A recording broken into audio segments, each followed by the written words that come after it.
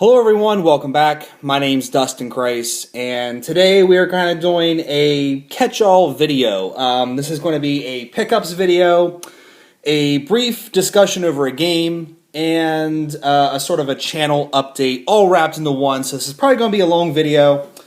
So set in and pop some popcorn, whatever. Get ready to laugh, cry, go through the whole gamut of human emotions.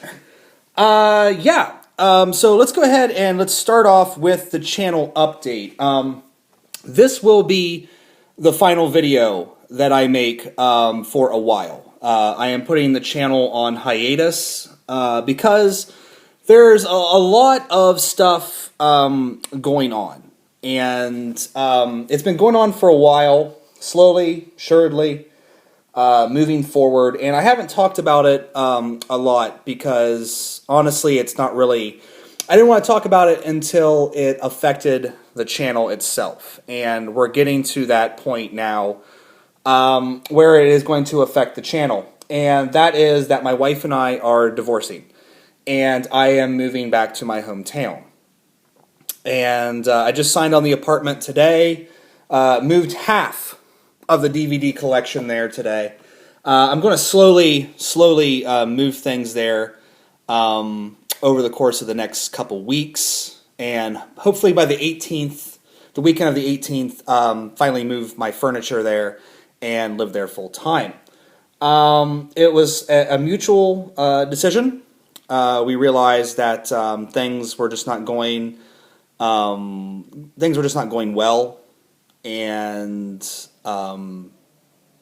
it's just one of those things. It's like, would we be happier apart than together? And the answer, we just kind of figured out the answer was yes. We're great friends, but we're not so great spouses.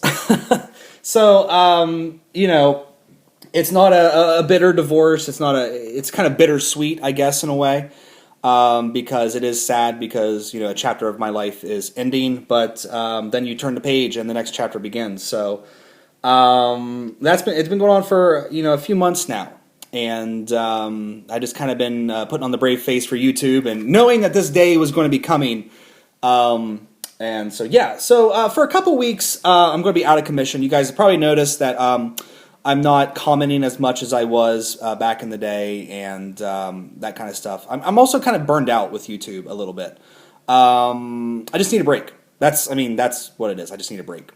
So I can get my mojo back and get excited about it again. Because a lot of times it feels like I'm doing things just for the channel, and that's terrible. You don't want to do that. You want to do that. You want to play these games because they're fun. And when we talk about the game discussion, we'll talk about why I sort of had this revelation, like, holy fuck, I'm pushing myself through this game and getting really frustrated because I want to beat it so I can do a game discussion. You know, I need to take a step back and refocus on why I play games. So it's a sort of a double header, and yeah. So let's go ahead and talk about that game, and that game is Pandoras Tower. One of the big Operation Rainfall games, the final one. And I want to say this. I have not beat this game yet. I still have 2 or 3 towers to go. And I was pushing myself so hard. Like, one day I sat and beat 5 towers. And I got really frustrated with the game. And we'll talk about why here for a second. But it kind of made me think, like, what the fuck am I doing? Why aren't I taking the time to enjoy this? And I knew the hiatus was coming up, and I wanted to beat it, and that's why. So, but anyway, this is a game that our European brethren, or my European brethren on YouTube, they got this first, and, you know, after the 1-2 punch of Xenoblade and The Last Story, this one is a little bit of a letdown, but it is still a really good game, and you know, it's got its faults. The controls do not use the classic controller. Don't do it. But even then, when you use the nunchuck and the Wiimote, the controls are still a bit clunky. The graphics, you know, in this day and age, the graphics just don't cut it. But I still like the art direction of the game and everything. The storyline is what really draws me in, and a lot of people said, you know, the storyline is really basic. It's not very good. I love going back to a tower and buying Elena a gift. Like, I have foregone forging my swords and made the game a lot harder myself because I really want to get that relationship with Elena up. For some reason, this is one of those games that kind of draws you in to the relationship aspect. And I love that all three of the Operation Rainfall games have really been about love. You got the last story, which is a love story, and then there is a lot of love stories in Xenoblade if you follow certain character paths and things like that. So it's really kind of an interesting thing. But, maybe I'll do a more in-depth Pandora's Tower discussion when I come back from hiatus. But I just want to give some thoughts on it, some quick thoughts. I think it's a lot better than what a lot of people say. It has its faults. The controls are a bit iffy. The jump mechanic, when you do a swinging jump in this game, it's almost broken. I've never wanted to throw a Wiimote so much as this game, but it's just tower fatigue and trying to push through it when I really should be taking breaks and enjoying something else. So, yeah, I would say if you're interested in the other Operation Rainfall games, or if you're interested in sort of an action RPG dungeon crawler type thing, definitely check this out. It kind of feels like a less refined Zelda. Less refined, darker Zelda. So if that sounds like your boat, definitely look into it. It's not that expensive. It's only $30. So, definitely, if you got the cash and are interested in it, definitely check it out. I recommend it, but I wouldn't say go out and definitely buy it like Xenoblade or even The Last Story. You really should look into it a little bit before you buy it to make sure it's something you would like. And then we're going to end it with pickups because I just want to get all this stuff shifted away. And I should say this about pickups as well. This will probably be the last sort of big pickup video because I'm going to be paying for my rent on an apartment, and I'm also going to be paying half the mortgage and utilities for the house while we're selling it. And while the house, we bought it as a foreclosure and it's very inexpensive, the two together is going to take a significant chunk of my income. So my ability to buy just random shit is going to go way down. So I'm probably going to be just mainly focusing on the new releases that come out that I want to get. And then, hey, great thing, I get to work through my backlog because I'm not getting cable. Fuck that noise. I got an iPad, I got iTunes, and I'll probably get Netflix. No reason to get fucking $180 cable. So I should be able to work through a lot of my backlog. So we'll see. But anyway, new games. I went to GameStop today to pick up the Deadly Premonition Director's Cut. It's still in transit, so I'm going to be getting it tomorrow. But I wanted to make this video, so pretend I have Deadly Premonition Director's Cut for the PS3. And then at half price? No. Found it at GameStop for $8. Final Fantasy Fables Chocobo Dungeon. I hear this is a dungeon crawler. And I haven't looked too much into it, but I hear it's sort of one of the hidden gems on the system, and it's a lot better than what the cover art and what you're playing as a chocobo would lead you to believe. But I hear it's actually a pretty good game, so got it for $8, and I'll get to it sometime. Who knows when? And then I also picked up this another SMT game that I probably won't. I'll probably get to sometime because it's a new release, and I want to play it for my end of the year review. But I'm really getting the Persona 4, the Golden, on the Vita. So maybe that is like the entry point for this game right here, Soul Hackers. Saw it at the GameStop, or a different GameStop, and just decided, you know what? I love buying 3DS games. I love the 3DS. I hear this has some issues with freezing. So I don't know about that, but really looking forward to getting more into these SMT games. But it was just funny when I bought it because I was like, I have so many SMT games downstairs that I haven't played yet. But when I see them, I'm like, ooh, Shin Megami Tensei, I gotta buy it. So I don't know when I'll get to it, but I'll get to it sometime. Let's go ahead and go into the books and the CDs. Dropping things. Went to Half Price Books, and we'll start with the books. And I found for $2 a piece 2 James Bond novels, The Spy Who Loved Me and On Her Majesty's Secret Service. I really want to go back and read all of the James Bond novels that Ian Fleming wrote. I tried to start Casino Royale, but I tried to read it at work, and I got busy at work, so I wasn't able to really put any time into it. But I'm really looking forward to reading these and see where it all started, because I love James Bond. And I also picked up an Irish Pub Cookbook. Some interesting recipes in here. When I got really looking at it, it's not as interesting as I thought it was going to be. But there's a couple of recipes in here I want to try sometime. We'll see. CD front at the Half Price Books, I found the soundtrack for Twin Peaks Fire Walk with Me. I love the, how do you say his name? Angelo Badalamenti. I can't say Italian names. But I love his soundtracks for David Lynch movies. They're very abstract and ominous, and especially with Twin Peaks and like Lost Highway, they're kind of jazzy in places, and sort of that dark jazz sound really kind of creeps you out. But this is a good soundtrack if you like the Twin Peaks. I just, whenever I see anything Twin Peaks, I pretty much have to buy it. So there you go. Picked up 2 new releases. Picked up Yeah Yeah Yeah's Mosquito. I like this, but it's not catching me as much as It's Blitz, and I think I just need to give it some more listens. It's more back to a guitar-driven sound.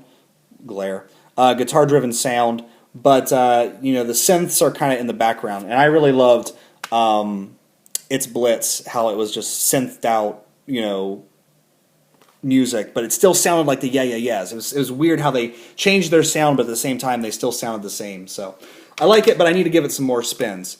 On the other hand, an album that completely blew me away is The Flaming Lips, The Terror.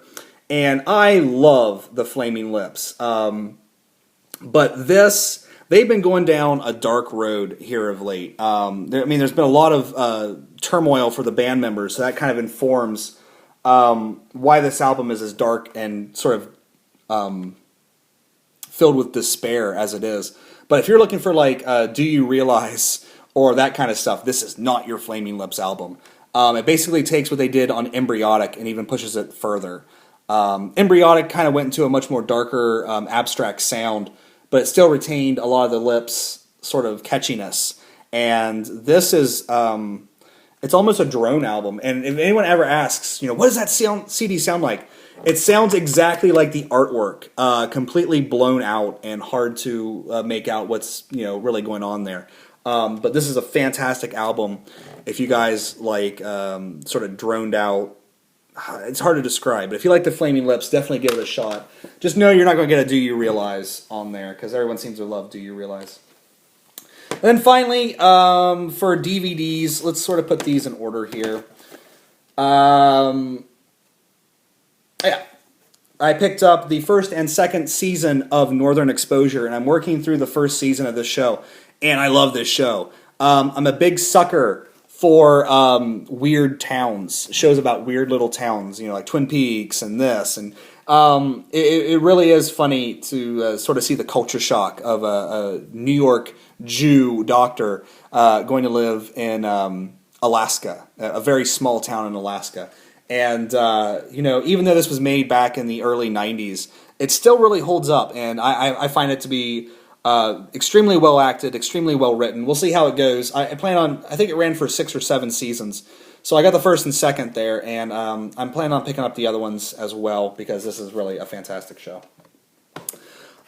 Picked up a sort of a undersung gem, I guess, of the film noir genre, and that's The Prowler. And this is one hell of a film. I was actually really surprised by this, because I picked it up for $5 at Meijer. It was just kind of in one of those value DVD bins, and it's got some great documentaries on it, some great bonus features. So if you guys are looking for a new film noir to watch, The Prowler, it's kind of like what's his name? The guy who wrote L.A. Confidential, James Ellroy.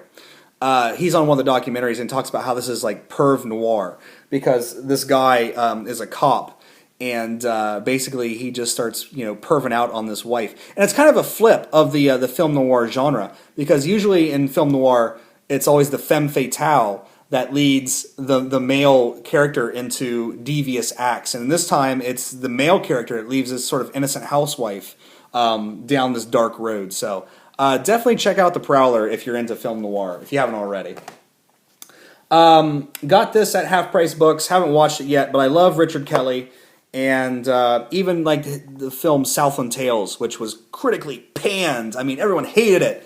I loved that film. So saw it there for $2 and said, yeah, I'll give that a shot. And that is The Box. It's sort of a retelling of an old short story called Button Button by Richard Matheson. So I'm looking into, really excited to look into this. I just hope it doesn't involve portals between portals and time travel, and come on, Richard Kelly, do something different. But I love his style, so I'm probably going to like this, but I probably won't like it as much as Southland Tales and Donnie Darko. And then I picked up Jengo Unchained. Came out here not recently, or came out last week, I think. And I love this. And I picked up the Target Steelbook edition because the back has sort of the cover art for the normal DVDs. Phone call. And I didn't like that as much. So I picked up the Steelbook because it had the poster art. And I don't know why more DVDs just don't put the poster art on the fucking Blu-ray. Why they have to do some kind of weird Photoshop stuff. But love this movie. Thought it was great. And then to sort of round out the Quentin Tarantino Love Fest. I'm sorry, I got really distracted by that phone call. I picked up Death Proof and Planet Terror for $5 each at FYE. And I was going to buy the Grindhouse box set where both of them are put back together as one movie with all the trailers and stuff. But I realized I would probably never sit down and watch it. I like watching Planet Terror and Death Proof, and yeah, so, but I wouldn't want to watch them again in one setting. I'm going to pause and answer this, so I'll be right back. Okay, we're back, and I had one more thing to talk about before I ended this video, and the phone just kept fucking ringing. Finally picked up it just came out, Season 3 of Star Trek The Next Generation on Blu-ray, and this is when Star Trek The Next Generation goes fucking apeshit. This is when it gets so good that, this season was amazing, and the cliffhanger of Best of Both Worlds Part 1, absolutely astounding. I can't wait to watch this stuff in high def. You wouldn't think a show from the 80s like this would look this good on high def, but man, Star Trek The Next Generation just looks fantastic. So, looking forward to watching that. And with that, that brings a close to this video. Just to kind of close this video out, I really hope that you guys stick around, because I'm not going to be going that long. You know, my hiatus is probably going to be most people's just normal breaks between videos. It's probably going to be about 2 weeks, 2.5 weeks. We are planning on doing a podcast episode here sometime. We're kind of getting the gears going for that. That will go unhindered because podcasts are really easy for me to do. I just decided to stop the channel because I'm losing my backdrop for a while and that kind of stuff. So, but I hope you guys all stick around and kind of wait this sea change out. And the good thing is, hey, you're going to get another game room tour here soon. So, and then I'll probably start redoing my collection videos because I'm still getting people commenting on my collection videos. I'm like, wow, those are almost 2 years old. So I need to do some updates to the collection videos. But yeah, it's upwards and onwards from here. So once again, thank you everyone. It's still very mind-blowing when I look at that, sub count, and it's like almost 800 subs. It's getting crazy, and I can't thank all of you guys enough. And to you guys out there that I'm a lot closer to, thank you for your support and your kind words during this sort of bittersweet transition that we're going through. And yeah. So with that, I'm going to end this video, and thank you guys so much for watching. Take care. and I'll see you on the other side.